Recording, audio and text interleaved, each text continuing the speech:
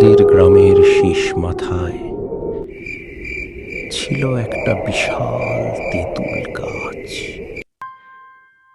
দিনে সবাই ওই রাস্তা দিয়ে যেত, কিন্তু রাত নামলেই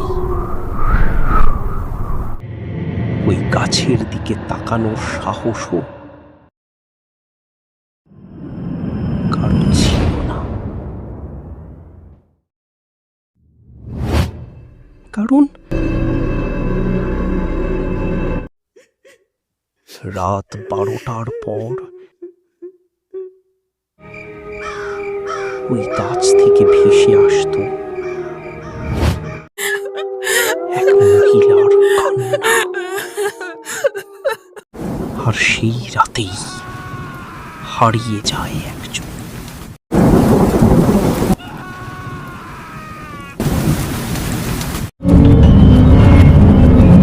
সুন্দরপুর গ্রামের মানুষদের একটা অদ্ভুত অভ্যেস ছিল।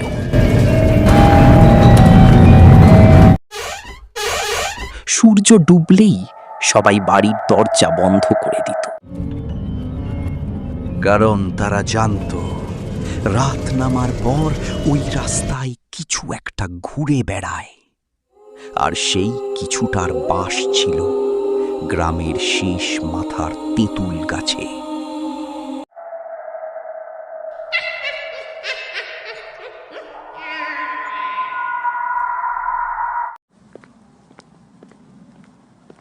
আরে রামু, বিমল এইভাবে দৌড়াচ্ছে কেন? মনে হয় তার ভয় পেয়েছি। গত মাসেও একজন হারিয়ে গেছে। চুপ, নাম নিস না। অনেকে বলতো রাত 12টার পর গাছের ডালে কাউকে বসে থাকতে দেখা যায়। রাত 10টা, চারদিকে ঘুটঘুটে অন্ধকার, চায়ের দোকানটাও বন্ধ।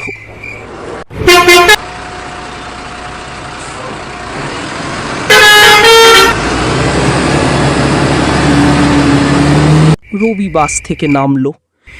সে চারদিকে ঘুরে তাকালো। সে সামনের দিকে একটা গরুর গাড়ি দেখতে পেল। সে দ্রুত গাড়িটির দিকে এগিয়ে গেল।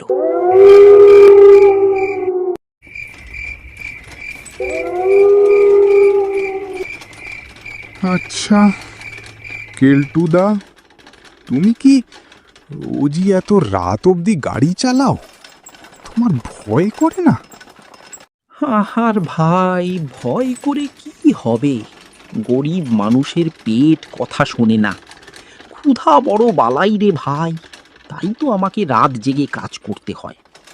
আর ভাই রবি, তোমায় একটা কথা বলি, আমি কিন্তু তোমাদের পাড়ার তেঁতুল গাছের আগে তোমাকে নামিয়ে দেব, কারণ ওই জায়গাটা কিন্তু সত্যিকারের ভয় আছে। তাই আমার পক্ষে আর ওদিকে যাওয়া সম্ভব হবে না। আরে কেলটুদা, তুমি যে কি বলো না, এই যুগেও মানুষ ভূত বিশ্বাস করে। তুমি চলো আমার সাথে, আমি তো আছি, দেখি কোন ভূত তোমায় কি করে। এইসব ভূত বলে কিছু নেই, সবই মানুষের মনের একটা ভুল ধারণা। আমি তো সারা বছর চলাফেরা করি, কই আমি তো কোনোদিন ভূত দেখিনি। এরপর তাদের গাড়ি এগিয়ে চলে। দুজনে কেউ কোনো কথা বলছে না। হঠাৎ করে দেখা গেল আকাশের চাঁদ যেন কোথায় হারিয়ে গেছে। চারিদিকে ঘুটঘুটে অন্ধকার, শুধু চারপাশে ঝিঁঝি পোকার ডাক। মাঝে মাঝে দূর থেকে ভেসে আসছে শিয়ালের ডাক। হঠাৎ করে যেন বিদ্যুৎ চমকাতে শুরু করলো।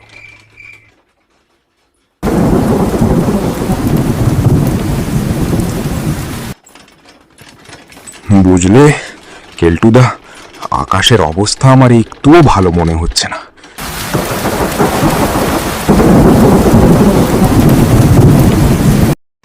যে কোনো সময় ঝড় বৃষ্টি হতে পারে। তুমি এই গাড়িটা একটু জোরে চালাও, বাড়িতে তাড়াতাড়ি না পৌঁছলে এই বৃষ্টিতে ভিজলে জ্বর আসতে পারে।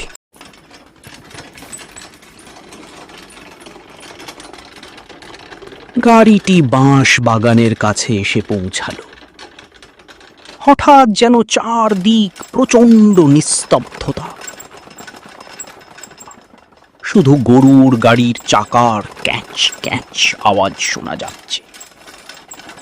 হঠাৎ তারা লক্ষ্য করল কালো রঙের একটা বিশাল গরু, যার চোখ দুটো টকটকে লাল।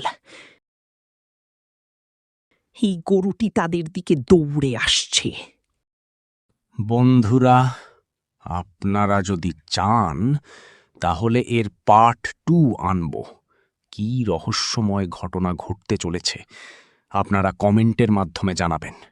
লাইক করুন, শেয়ার করুন। ধন্যবাদ।